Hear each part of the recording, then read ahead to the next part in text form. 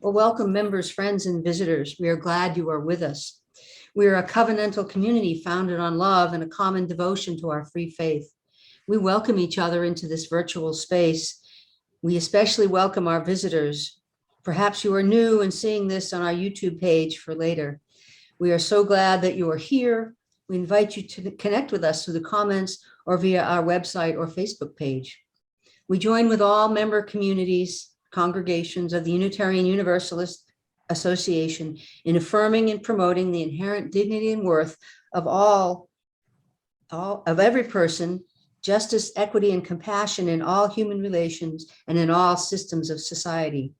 We bear witness to the pain and suffering of Black, Indigenous, and other persons of color in all communities across this nation. We continue in our commitment to dismantle systems of oppression in order to build a better world. Black Lives Matter. Our church and website and Facebook page have information about our activities. Also, members and friends, please remember that the best way to stay updated on congregational news is to read the Newsnet emails, the weekly e-blast, the monthly online newsletter, and our Facebook posts. And I would also invite you to go and look at our webpage again. It's been updated with some live content, including in the Facebook feeds. And a lot of our newsletter entries have now gone up as blog entries, and you can quickly find them in the scrolling section, kind of down in the lower left. So go ahead and take a quick look at that. And at this point, then I will turn the service over to Anna for our chalice lighting. Good morning. Our chalice lighting reading this morning is by Elizabeth Harding. People have always known that fire was special. Long, long ago, before people made matches or candles or even made houses, people knew that fire was special. There was a great fire in the sky, the sun, which made the earth warm and made night into day. And there were smaller fires that people made, fires that cooked their food and kept them warm and brought them light. People honored the fires because fire was special. Fire was more than human. Fire has power. It can create and it can destroy. It can bring light and it can burn. Fire can be wonderful and fire can be terrible. We have to be careful with fire. And so people thought that fire was something sacred and holy. Some people even worshiped fire and said that fire was a deity, like a goddess or a god. Other people said fire wasn't actually the deity, but just meant that the deity was there. No matter what they believed, people all over the world gave fire a special place in their religions. They had fires in their home, of course, to cook food and keep warm. And they also had sacred fires in their temples. They set sacred lamps on their altars. They lit sacred bonfires outside on the hilltops and in the groves. They placed sacred torches near the graves of those who had died. We still do this today. In Washington, D.C., near the tomb of the unknown soldier, burns an eternal flame that never goes out. In churches at Christmas time, many Christians light 4 candles on an Advent wreath.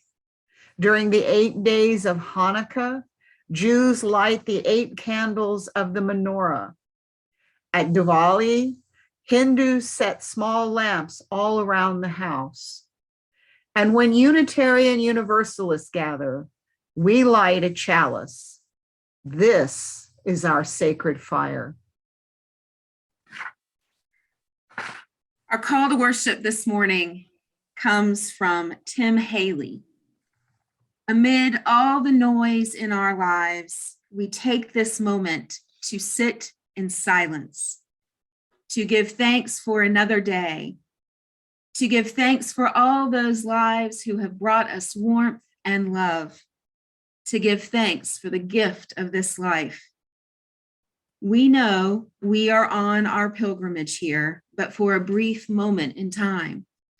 Let us open ourselves here, now, to this process of becoming more whole, of living more fully, of giving and forgiving more freely, of understanding more completely the meaning of our lives here on this earth. Come, let us worship together.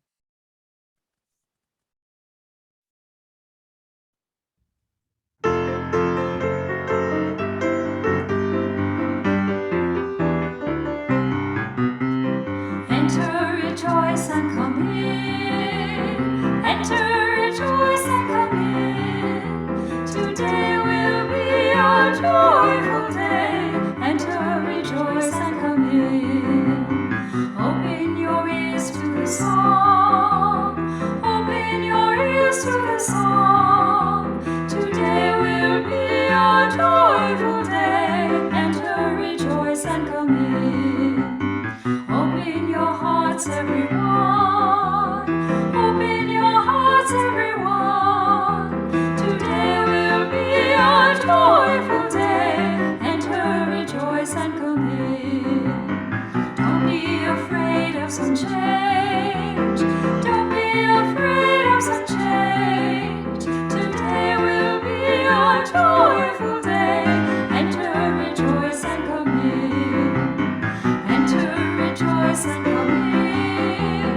Enter, rejoice, and come in. Today will be our joyful day. Enter, rejoice, and come in. Beloveds, I had been so hopeful that we would be able to gather in person together today, celebrating the new year with all of its promise and possibility. However, these times we live in require us to remain vigilant in our commitment to protect each other and our wider community. So here we are, online, finding ways to build community and create meaningful rituals and praying for all that comes next. Despite my disappointment, and I know yours, that we're not together physically in the same space, I remain so excited about what we are building together, a beloved community that continues to place the needs of our wider world above our own deep desires. I'm still hopeful that soon we'll be able to gather together, but in the meantime, I'm grateful for those that make this virtual space possible, and for you, for being here with us, for stretching into new spaces and technology, and for your abiding love for one another. I'd like to invite you now to settle into your chair, feel your connection to the ground, put down your multitasking for just a moment, and be present in your body. I invite you to close your eyes if you like, and to breathe in, and to breathe out, to breathe in, and to breathe out.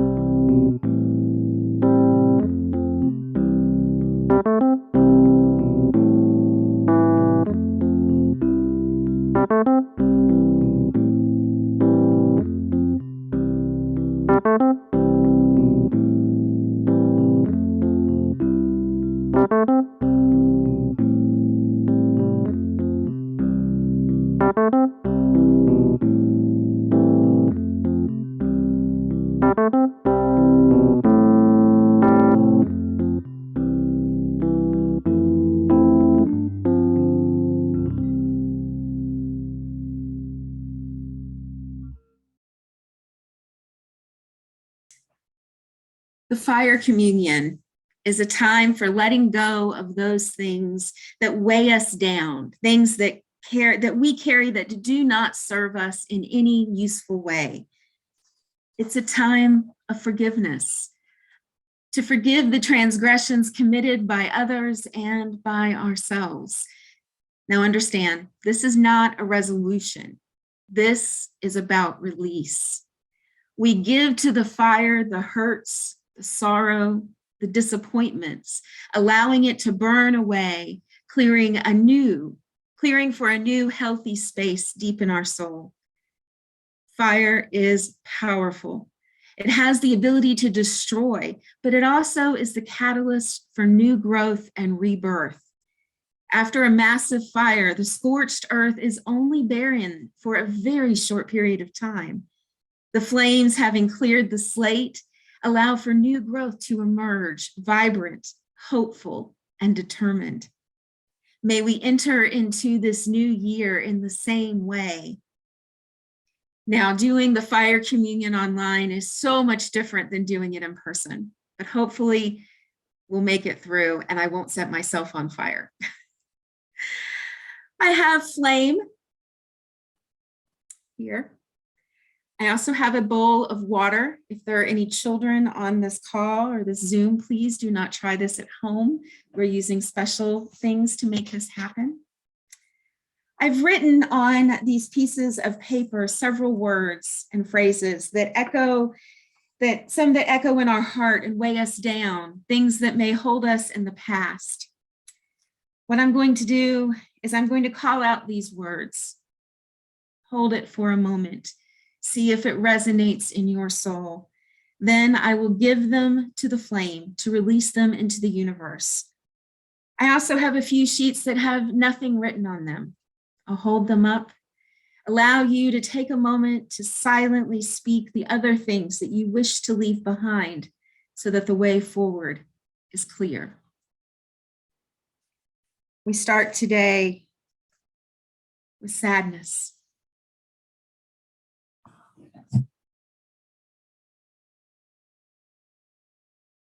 And anger.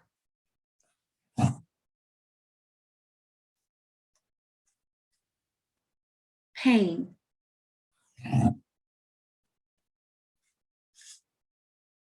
Fear. The busyness that consumes our lives.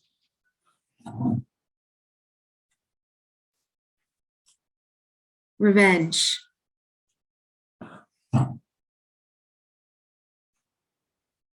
Hopelessness.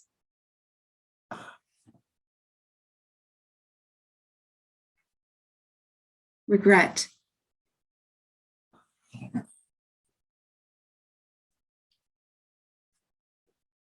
Now a moment for ones that you call into their space.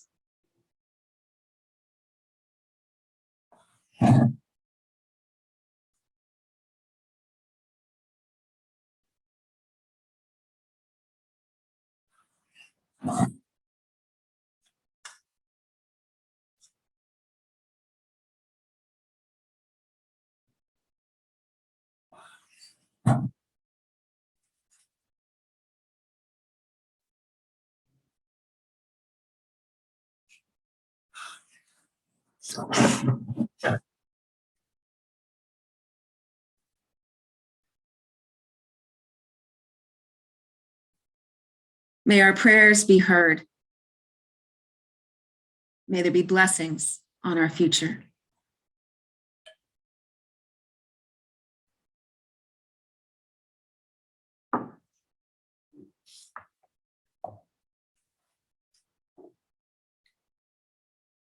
Two traveling monks reached a town where there was a young woman waiting to step out of her sedan chair. The rains had made very deep puddles, and she couldn't step across without spoiling her silken robes. She stood there looking very cross and very impatient. She was scolding her attendants, but they had nowhere to place the packages that they held for her, and so they couldn't help her across the puddle. The younger monk noticed the woman, said nothing, and walked on by. The older monk quickly picked her up, put her on his back, transported her across the water, and put her down on the other side. She didn't thank the older monk. She just shoved him out of the way and departed. As they continued on their way, the younger monk was brooding and preoccupied. And after several hours, unable to hold his silence further, he spoke out. "That woman back there, she was very selfish and rude, but you picked her up on your back and you carried her. And then she didn't even say thank you." "I set that woman down hours ago," the older monk replied. "Why are you still carrying her?"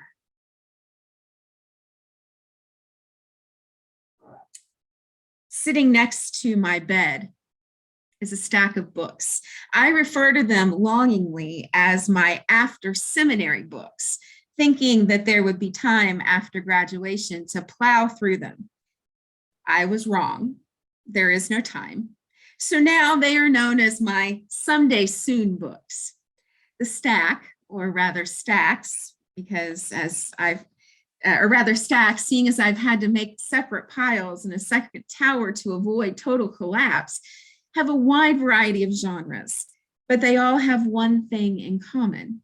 Not one of them is required, assigned, or otherwise on a deadline. I'm forever stumbling across books to add to the stacks. Recommendations from NPR, ones I snag from the little lending libraries that look like they might be a fun read, and occasionally one gifted to me by dear friends who keep the promise of there'll be time one day alive. Recently, I stumbled upon a small book. It's called The World According to Mr. Rogers. And while I'm desperate to steal a few hours to devour this book that keeps calling me, I've yet to allow myself such a guilty pleasure, though I have a feeling that I'd find much ministerial wisdom among those pages. What I do know is that in February of 2018 marked the 50th anniversary of Mr. Rogers' Neighborhood debuting. And USA Today published a story that year about how one particular neighbor had a once-in-a-lifetime encounter with Mr. Rogers. It was a long article, but the highlights of the story go like this. Alex Brezikin was a college student from Pittsburgh who was not adjusting well to college life. He was living in darkness. He was lonely. He was struggling. He felt disconnected with many broken pieces of himself that he couldn't resolve. One day, when he was feeling particularly bad, as he was walking out of his dorm room, he heard a familiar song come on the TV in one of the empty common spaces. And Mr. Rogers' voice was there, asking him what he does with his mad that he feels. After standing in front of that TV, mesmerized by that transcendent moment, Brezikin left the dorm and he acknowledged that he felt a lot better. Days later, he was waiting on an elevator, and when the doors opened, who was there? Well, yeah, you guessed it, Mr. Rogers himself. The two acknowledged each other with a nod, and then just as Mr. Rogers was turning to walk away, Brezikin turned around and said, "Mr. Rogers, I don't mean to bother you, but I wanted to say thanks." What happened next was not what he was expecting. Mr. Rogers stopped and smiled and asked, "Did you grow up as one of my neighbors?" Then he opened his arms, lifting his satchel, and went in for a hug and added, "It's so good to see you, neighbor." After, Brezikin humbly responded, "Thanks for that." And in true fashion, Mr. Rogers nodded, motioned towards the window, and went and sat down and invited Brezikin to come into conversation with the question, "Do you want to tell me what was upsetting you?" I first read about this a while ago at a particularly low point in my life, where it felt like life had taken a bat to my already weary soul. And as I read it, I couldn't help but weep. I wept for the simple kindness contained in a hug, the simple kindness for the recognition of a neighbor, of the humanity in another soul. I wept for that deep connection, that pause in the day-to-day struggle to acknowledge that we do not travel alone. We are here, having just marked the turning of a new calendar year. Understandably, many of us are ready to sweep out the turmoil and the trauma of the last 2 years with as much force as our battered bodies and souls can muster. Some of us may be excited to greet another year with the promise and possibility, and others still seeing just another day in the rat race of the world, marked by one sunrise and sunset to follow. No matter how you come to this moment, to this turning of the year, to this doorway to whatever is next, we all, I think, harbor the same longing in this new year that Mr. Rogers so eloquently tapped into as a daily spiritual practice. The simple recognition of each other as neighbor. We come into this community most weeks together, searching for shared values, common purpose, and connection. We come looking for our neighbors. We come to be seen, to be known, and sometimes just to be, but still we come. Our world still feels topsy-turvy, much like a carnival ride with the squeaky rails and shuddering cars and the fear that any minute the wheels might fall off. Yet we greet the day with the knowledge that we're not on this ride alone. Today, we've done a burning ceremony, giving our pain, our fear, our anger, and so much more to the flame. We have cleared the way in our hearts to allow new feelings to blossom. We have made space for gentle kindness to be offered to a neighbor. As you approach this new year, my prayer for all of us is connected moments with our neighbors. May you find the ways to open space, to hear the hurt of others. May you take the time to sit with a neighbor. May you always remember that this community will always welcome you in. On this journey of life, we may not know the exact destination, but we are going together. Blessings to you, my neighbors.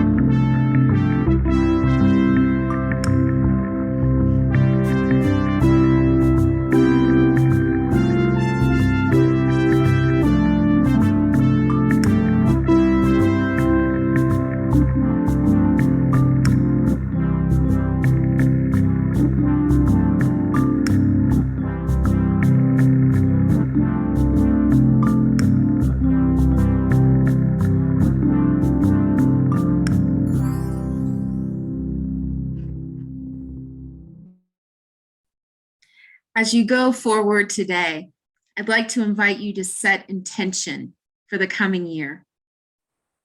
Perhaps it's to be more aware. Perhaps it's to take 5 to 10 minutes every day to sit and notice the beauty of the world around you. Perhaps it's to consume less, to be more. Whatever your intentions, may you do them with a pure heart. May you share your gifts with the world. We will now extinguish our chalice. We extinguish our chalice, but not the light of truth, the warmth of community, or the fire of commitment. These we carry in our hearts to share with the world. Our closing words today have come from Marianne Williamson. As we let our light shine, we unconsciously give other people permission to do the same. As we are liberated from our own fear, our presence liberates others. May it be so. Amen. Blessed be, and Ashe.